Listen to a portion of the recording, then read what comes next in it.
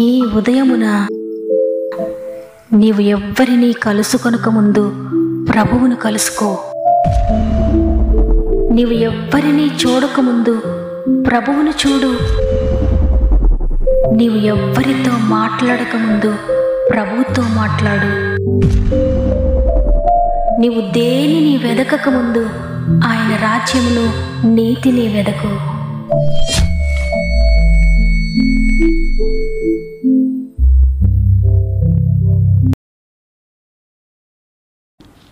Praise the lord.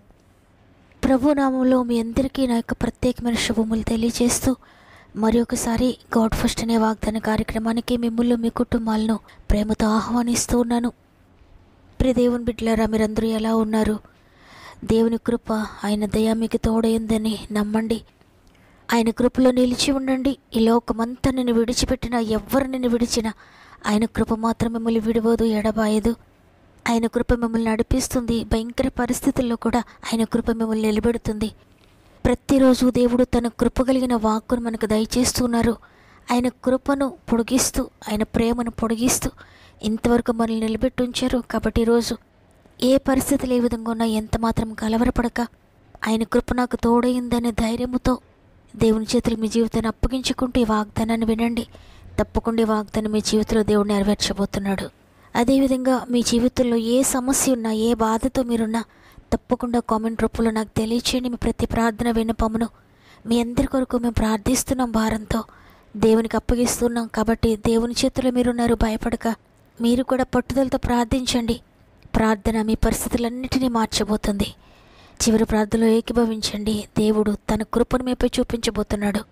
ఆయన శక్తి కలిగిన కార్యములను దేవుడు మీ జీవితంలో జరిగించబోతున్నాడు. సమస్త మహిమ, ఘనత, ప్రభావములు దేవునికి చెల్లునుగాక. ఈరోజు దేవుడు మనకు అనుగ్రహిస్తున్న శ్రేష్టమైన వాగ్దానం హెబ్రీలకు వ్రాసిన పత్రిక 4వ అధ్యాయము 16వ వచనము. మనము కనికరింపబడి సమయోచితమైన సహాయము కొరకు కృప పొందునట్లు ధైర్యముతో కృపాసనమునొద్దకు చేరుదము. ఆమెన్. మన జీవితంలో చాలాసార్లు దేవునికి దూరం అయిపోతూ ఉంటాం. మన అతిక్రమ క్రియలను బట్టి దేవునికి ఇష్టం లేని క్రియలు మన జీవితంలో ఉండడం వల్ల కొన్నిసార్లు దేవుడు నా జీవితాన్ని కార్యం జరిగించలేదని, కొన్నిసార్లు దేవుడు నా జీవితాన్ని ఎందుకు ఈ విధంగా చేశాడు, ఎందుకు నా బ్రతికిలా అయిందని దేవునిపై నింద వేస్తూ ఆయనకు దూరం అయిపోయి ఇంకా పాపంలోనే, వ్యసనాల్లోనే జీవిస్తూ నేను పాపిననే గిల్ట్తో దేవుని దగ్గరికి రాలేక, ఆయన సన్నిధికి వెళ్ళలేక, ప్రార్థనకు దూరమై, దేవునికి దూరమై, వాక్యానికి దూరమై అనేక దినములు, నెలలు, కొన్నిసార్లు సంవత్సరాలు కూడా దేవునికి దూరం అయిపోయిన పరిస్థితులు జరుగుతూ ఉంటాయి. ఒకవేళ మాటలు వింటున్న మీరు కూడా ఆ విధంగానే దేవునికి దూరం అయిపోయారా? మీ జీవితంలో జరిగిన కార్యములను బట్టి దేవునికి దూరమై అనేక సంవత్సరాలుగా ఇక నేను దేవుని దగ్గరికి వెళ్ళలేనన్నట్లుగా మీరు అనుకుంటున్నారా? అయితే దేవుడు ఈరోజు మీ కొరకు గొప్ప వాగ్దానాన్ని సిద్ధపరిచారు. దేవుడు మీతో మాట్లాడుతున్నారు. ఇంత మాత్రం కూడా కలవరపడకండి. మీరు కనికరించబడబోతున్నారు. మీరు కృప పొందుకోబోతున్నారు. మీరు ధైర్యముతో కృపాసనము దగ్గరికి రండి. మిమ్మల్ని మరలా నేను బాగు చేస్తాను. మీపై మరలా నేను కృప చూపిస్తాను. మిమ్మల్ని కనికరిస్తాను. నా దగ్గరికి ధైర్యంగా రండి. మీ గిల్ట్ అంతా కూడా నేను తొలగిస్తాను. మీ హృదయంలో ఉన్న బాధ అంతా కూడా తీసివేస్తాను. మీ గుండె బరువును నేను తొలగిస్తాను.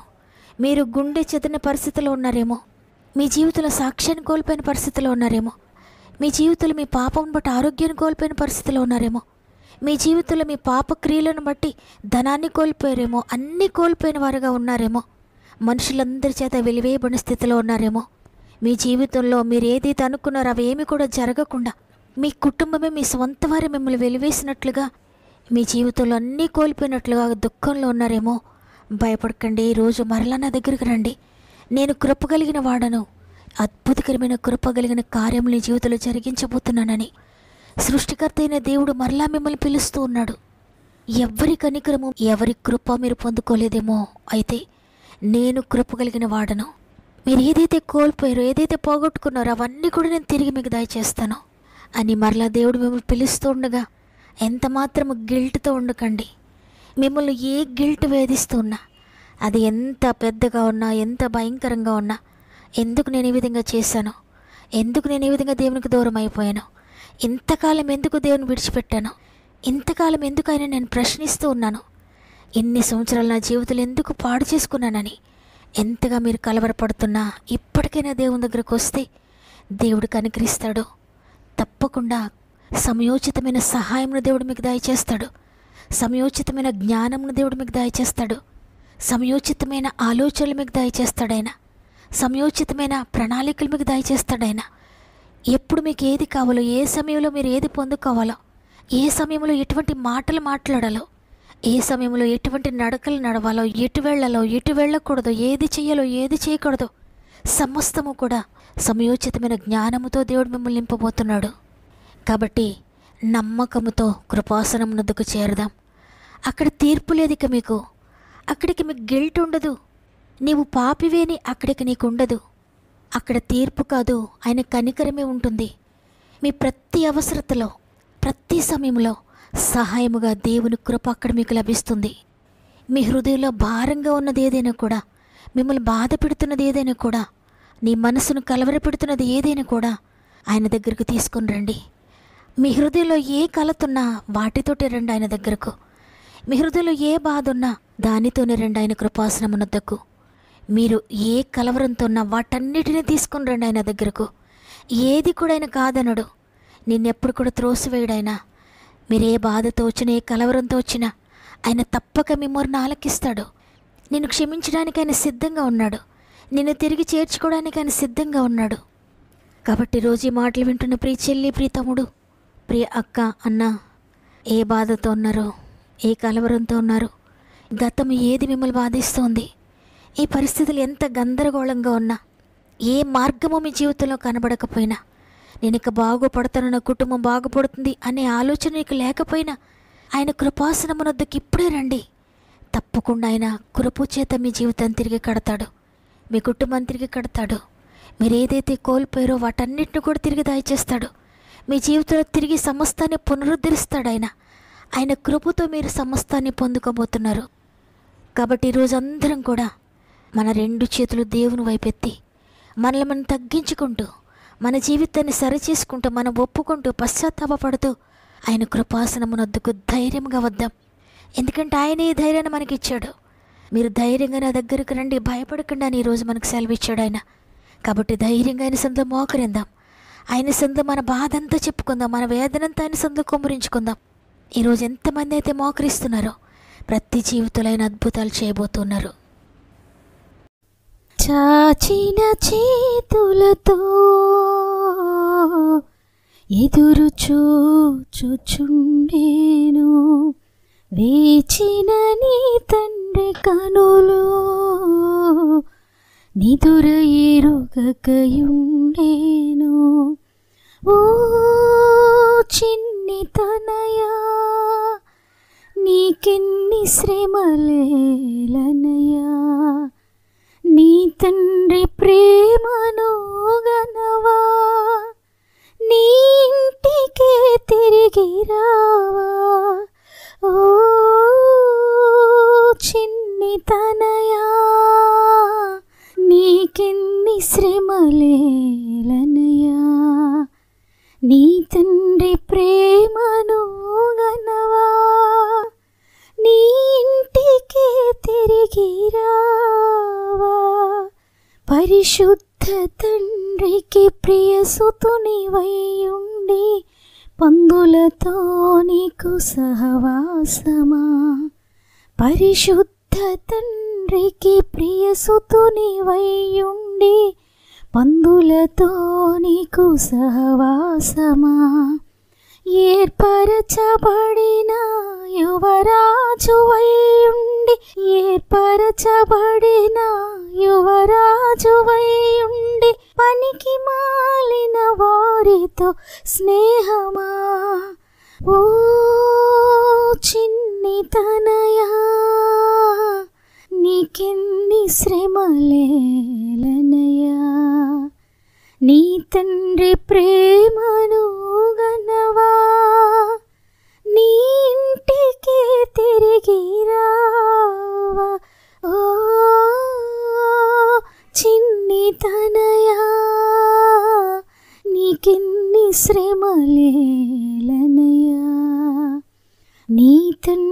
ప్రేమను గన్నవా, నీ ఇంటికి తిరిగి రావా, చాచిన చేతులతో ఎదురు చూచుచుండేను, వేచిన నీ తండ్రి కనులు నిదుర ఎరుగకయుండేను.